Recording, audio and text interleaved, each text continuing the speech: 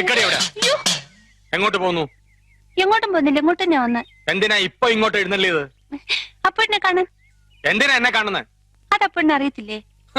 എന്നിട്ടാണോ സുമതി കുഞ്ഞമ്മയുടെ മോൻ അശോക മേനവനുമായിട്ട് നിനക്കൊരു ഇത്? കബഡി മത്സരത്തിൽ അവൻ എങ്ങനെയോ ജയിച്ചെന്ന് കണ്ടപ്പോ നീ ഇവിടെ കിടന്ന് ഉറഞ്ഞു തുള്ളുന്നുണ്ടല്ലോ. ജയിക്കുന്നവരാരായാലും ഒരു അഭിനന്ദിക്കുന്നതിൽ എന്താ തെറ്റ്?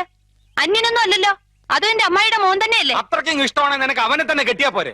ഇഷ്ടമുള്ളവരൊക്കെ എല്ലാരും കെട്ടല്ലേ? നിങ്ങൾ നേരെ നോക്കിയാ കീരിയും പമ്പും പോലാണല്ലോ. നീ എന്താ രമേന്തി അവനെ ദേഷ്യം പിടിപ്പിക്കുന്നേ? തോക്കുമ്പോഴും ദേഷ്യപ്പെടുമ്പോഴും അപ്പൂട്ടന്റെ മുഖം കാണാൻ നല്ല ചേല അമ്മായി.